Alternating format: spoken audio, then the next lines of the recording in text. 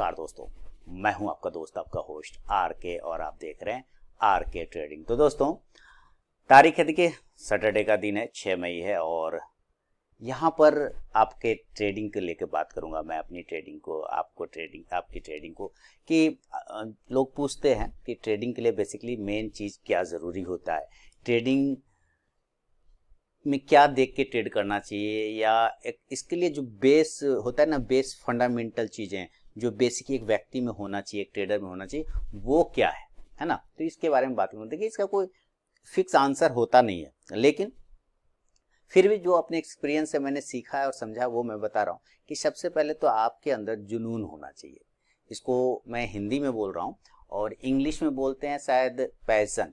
क्या बोलते हैं? पैशन होना चाहिए, पैशन बोलते हैं ना, वो होना चाहिए, जज्बा होना चाहिए, जुनून होना चाहिए सबसे पहले। क्योंकि आप कोई भी काम करते हैं, मान लीजिए आप प्लम्बर हैं, मान लीजिए आप मैनेजर हैं, मान लीजिए आप क्लर्क हैं, मान लीजिए आप कुछ भी हैं, आपको अगर उस काम के में करने में मन नहीं लग रहा है, अगर उस काम की इच्छा आपके अंदर से नहीं आ रही है, तो आप चाहे कितना भी कर लें, आप वो मन वांछित रिजल्ट मतलब जो आप चाह रहे हैं रिजल्ट आ जाए पॉजिटिव, है ना, उसमें तरक्की होना, वो आपको नहीं मिल पाएगा।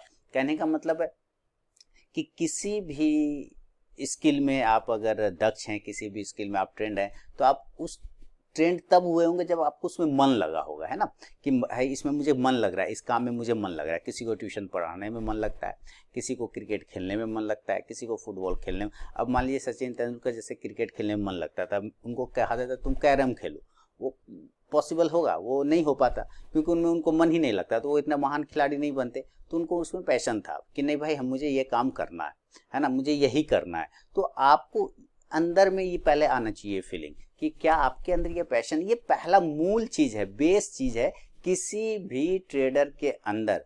क्या होना चाहिए किसी भी व्यक्ति के अंदर, स्टॉक मार्केट में अगर वो आता है तो क्या होना चाहिए? इस काम के प्रति पैशन होना चाहिए। और इस किसी भी काम को जब आप करते हैं ना, तो आप डायरेक्ट नहीं करते। दूसरी बात क्या है?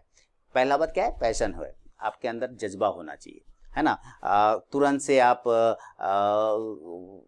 आते के साथ, एंट्री करने के साथ, माने मार्केट में घुसने के साथ ही तुरंत से आप ट्रेडिंग नहीं करने लग जाते हैं, बल्कि आपको जज्बा है तो उस काम को सीखना है पहले। कहने का मतलब है कि आप ना किसी चीज़ों को पहले ऑब्जर्व करते हैं। जैसे आप अप्रेंटिस का काम करते हैं, मान लीजिए आपकी नौकरी लग गई इंजीनियरिंग वाले में, तो डायरेक्ट आप इंजीनियरिंग का काम करने पहले आपको एक सहायक के तौर पर रखा जाता है, असिस्टेंस के तौर पर। असिस्टेंट मतलब वो देखता रहता है काम, है ना, कि कैसे हो रहा है, नहीं हो रहा है, मतलब एक तरह का ट्रेनिंग चलता रहता है।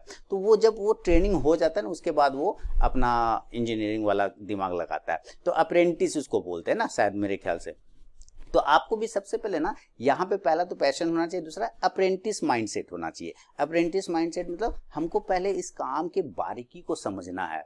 हाँ, अब बारीकी को समझना है तो दूसरा चीज आ जाएगा। जैसे ही समझने की बात आ जाती है ना, तो बात आ जाता है समय, क्योंकि समय के साथ ही समझ डेवलप होता है। बात समझिए, समय के साथ ही समझ डेवलप होता है। कोई माँ के पेट से ही समझ लेके पैदा नहीं होता, ये दुनिया में जीता है, गिरता है, उठता है, बैठता है, तभी तो उसको समझ आता है कि क्या करना है, नहीं करना है, कैसे करना है। तो उसमें समय लग जाता है ना।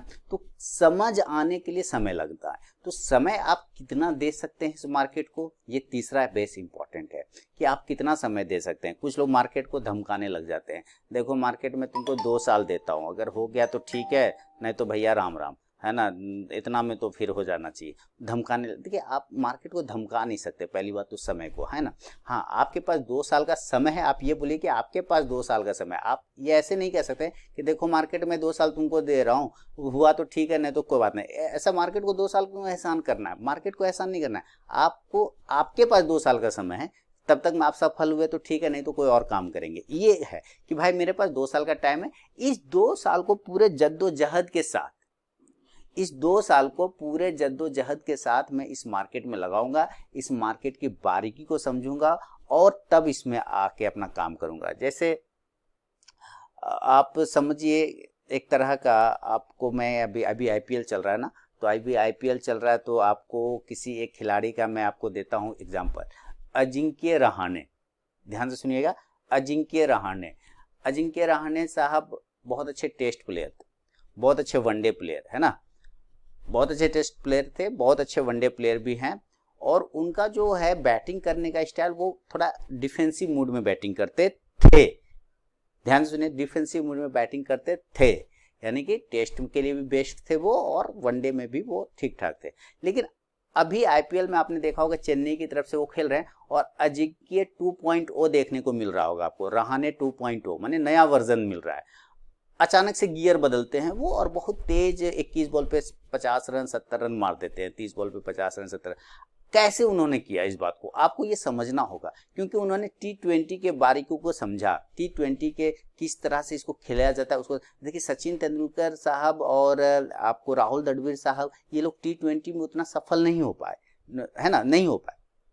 और दूसरी बात है आप इसको भी समझें कि क्योंकि वो बारीकी है, उसमें एक अलग तरह का बारीकी समझना पड़ता है। महान खिलाड़ी सारे लोग हैं अपने अपने जगह पर, लेकिन जो चीज़ उसके बारीकी को समझ जाएगा वही तो उसको इम्प्लीमेंट कर पाएगा।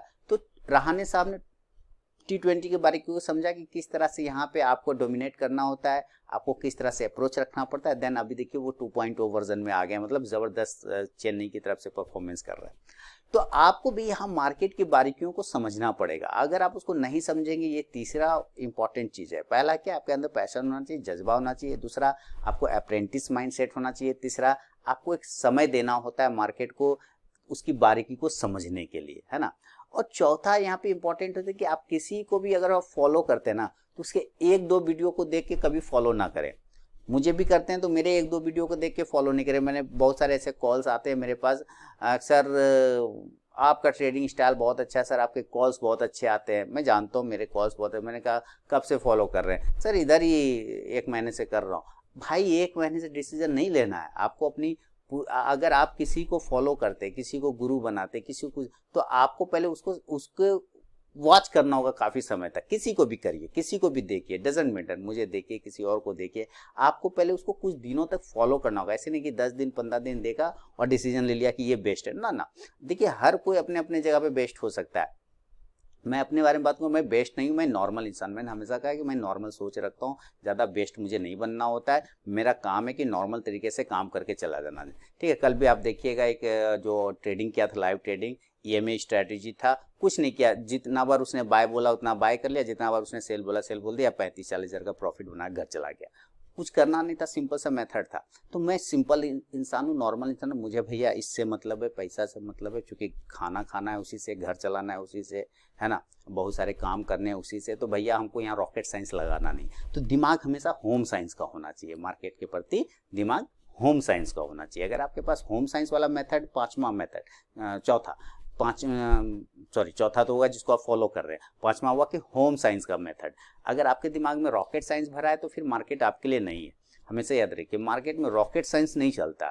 कि कुछ लोग तो मुझे बोलते हैं कि 1 लाख पे कितना प्रॉफिट लेना चाहिए, ये रॉकेट साइंस का सवाल है ना। होम साइंस का सवाल ये होगा कि 1 लाख पे मुझे इतना बन जाना है, माने इतना ले भी लेंगे तो काफ़ी है। ठीक है, इतना ले लेंगे तो काफ़ी, इतना आ जाएगा तो काफ़ी, ले लेंगे नहीं, आ जाएगा तो काफ़ी है। होम साइंस ये बोलता है कि 1 लाख पे इतना आ जाएगा तो काफ़ी है। और रॉकेट साइंस क्या होता है, 1 लाख पे हमको इतना आना ही चाहिए या इतना लेना ही चाहिए। नहीं, ये गलत है। मार्केट ने कर्जा नहीं खाया ना, मार्केट ने किसी का कर्जा थोड़ी खाया। वो आप 1 लाख रुपए लेकर आए तो उससे मार्केट को क्या मतलब है? 1 लाख लेकर आए तो थोड़ी ही आपको डेली वो 10,000 रुपया देगा। उसने कर्जा खा रखा है? नहीं खा रखा है। हो सकता है वो आपको 2,000 रुपया दे, तो क्या करेंगे, मार्केट को कॉलर पकड़ लेंगे। ए मार्केट, तुमने हमको 2,000 क्यों दिया? 1 लाख रुपया हम लेके आए थे, हमको 10,000 दो कम से कम। क्या करेंगे, झगड़ा करके? नहीं, आज उसका 2,000 है, कल 45,000 पे मैं निकला, लेकिन थोड़ा देर और वेट करता तो वही 90,000 1 लाख 1.25 लाख हो जाता। तो भाई मेरा तो 45,000 ही था, मैं 45,000 लेकर निकल गया। अब मार्केट चला जाए, चाहे पहाड़ पे चल जाए, गर्त में चला जाए, उससे हमको क्या मतलब, फिर अगले दिन आएंगे। तो आपको होम साइंस वाला भी अपना अप्रोच रखना है, मेथड रखना है। तो कुछ बेसिक चीजें हैं जो आपको इन बातों को फॉलो करना पड़ेगा अगर आप सक्सेस होना चाहते हैं इस मार्केट में काम। और सिंपल 111 स्ट्रैटेजी को आपको, अगर आप शुरुआत करना चाहते हैं तो 111 इज द बेस्ट स्ट्रैटेजी। मेरा ये बहुत ही फेवरेट स्ट्रैटेजी रहा है, सबको मैं पहले बोलता हूँ इस पर काम करिए। और 111 स्ट्रैटेजी क्या है, मैंने कई बार शेयर किया है अपने यूट्यूब चैनल पर। मोटा मोटी एक आइडिया देता हूँ कि एक शेयर को पकड़िए। आपको स्टॉक एनालिसिस नहीं आता है, आप बिगनर हैं, कोई दिक्कत नहीं, आप किसी एक स्टॉक को पकड़ लीजिए। सवाल फिर आएगा, सर कैसे कौन सा एक स्टॉक पकड़े? तो आपका जो भी नाम है, जैसे रोहित है ना, तो आर से पकड़ लिया रिलायंस। निफ्टी के स्टॉक्स को पकड़ना है, निफ्टी 50, निफ्टी 100, निफ्टी 200। उसमें फिर चिरकुट में नहीं जाना है, कैश वाले में नहीं भाग जाना है, उधर नहीं भाग जाना है, ठीक है। निफ्टी 50, निफ्टी 100 और निफ्टी इसमें 200 मैक्सिमम, निफ्टी नेक्स्ट 50 भी ले सकते हैं। आर से आपका नाम है तो आर फॉर रिलायंस, ए से नाम है ए फॉर अडानी इंटरप्राइजेज भी हो सकता है, अडानी पोर्ट भी हो सकता है, अंबुजा सीमेंट भी हो सकता है, अपोलो हॉस्पिटल भी हो सकता है। बी से नाम है तो बी फॉर आपका बर्जर पेंट है ना, सी से नाम है सी फॉर कैडला, ई से नाम है ई फॉर एस्कॉर्ट। कोई भी एक स्टॉक जो आपका नाम है उस अक्षर से पहला स्टॉक उठा लीजिए, नहीं सिलेक्शन आता है, मेथड यूज करिए ना, पहले आप 111 स्ट्रेटेजी के कॉन्सेप्ट को समझ सकते हैं। तो आपने एक स्टॉक उठा लिया, ठीक है, आप अपने लेटर करें तो स्टॉक सिलेक्शन का झंझट खत्म हो गया। जो अभी आपका नाम था उस नाम का जो पहला अक्षर था उस अक्षर से मिलता जुलता स्टॉक्स ले लिया। अब किसी का जेड से नाम होगा तो भाई वहां पे जेडएस है जेडएस लाइफ है, वो भी स्टॉक है। जी इंटरटेनमेंट है, वहां भी स्टॉक है। किसी का डब्ल्यू से है तो वोकट फार्मा हो जाएगा है ना। तो ये सब चीजें हैं। तो आपने अपने अक्षर नाम के पहला लेटर से स्टॉक ले लिया तो वो काम खत्म हो गया, स्टॉक सिलेक्शन झंझट ही नहीं पाला। अब वो 111 में से एक 1 हो गया कि स्टॉक सिलेक्शन। अब 1 स्ट्रैटेजी है ना, 1 स्ट्रैटेजी यूज करेंगे। 1 स्ट्रैटेजी सिंपल आपको क्या करना है कि भाई ये स्टॉक का आज का प्राइस है 500 रुपया ऊपर और 490 रुपया नीचे, तो अपने दिमाग में पीआरबी सेट कर लेना है ना, कि भाई 500 के ऊपर जाएगा तो मैं बाय कर लूंगा, 500 के 490 के नीचे जाएगा तो सेल कर दूंगा। पीआरबी में क्या होता है, प्रीवियस रेंज ब्रेकआउट, कि ऊपर का हाई ब्रेक करेगा तो बाय कर लूंगा, नीचे का लो ब्रेक करेगा तो सेल कर दूंगा प्रीवियस डे वाला। तो आपने 1 स्ट्रैटेजी भी ले लिया। तो 111 में से 2 1 आ गए आपके पास, एक तो स्टॉक सिलेक्शन ना दूसरा एक स्ट्रैटेजी। और लास्ट वाला जो 1 है वो है 1 मंथ, ठीक है, 1 मंथ, यानी एक स्ट्रैटेजी, एक स्टॉक एक स्ट्रैटेजी से 1 मंथ तक कंटिन्यू ट्रेड करिए और उसको एक्सेल शीट पे मेंटेन करिए। आप जब उसको मेंटेन करेंगे तो आपको उसका रिजल्ट पता चल जाएगा कि किसी भी एक चीज को कंटिन्यू करने से क्या फायदा मिलता है। कुआं पे कंटिन्यू, कुआं होता है ना, कुआं जिसे पानी करते हैं, उस पर रस्सी से बाल्टी डाल के खींचते हैं तो रस्सी से दाग पड़ जाता है कुआं के दीवार पे, क्योंकि कंटिन्यू लोग उसमें पानी से खींचता रहता है रस्सी से। तो रस्सी क्या करता है, कुआं के पत्थर को रगड़ के उसमें गड्ढा करता है। तो कंटिन्यू अगर कोई चीज करेंगे तो वो काम आपका कंप्लीट हो जाएगा। दशरथ मांझी जी ने 22 साल तक पहाड़ को काटा कंटिन्यू, तो रास्ता बना दिया, तो पहाड़ कट के हट गया 22 साल। तो कंटिन्यू का रिजल्ट आपको मिलता है। अगर आप बीच में छोड़ देंगे, दशरथ मांझी साहब तोड़ते तोड़ते पत्थर 2 साल बाद कहते दूर बढ़ गए से, ये पत्थर तोड़ेगा रे, इतना बड़ा पहाड़ को तो तोड़ देते छोड़ देते तो भगवान बनते, वो नहीं बन पाते है ना, सक्सेस होते नहीं हो पाते। कंटिन्यू का ये रिजल्ट है। जब आप किसी चीज को सतत करते रहते हैं, कंटिन्यू करते रहते हैं, तो आपको रिजल्ट मिल जाता है। तो वो चीजें 1 स्टॉक 1 स्ट्रैटेजी एंड 1 मंथ 111 इसको मेथड से यूज करिए। और जो अप्रोच मैंने शुरुआत में बताया कि क्या होना चाहिए आपका अप्रोच, पहले तो आपका पैशन होना चाहिए।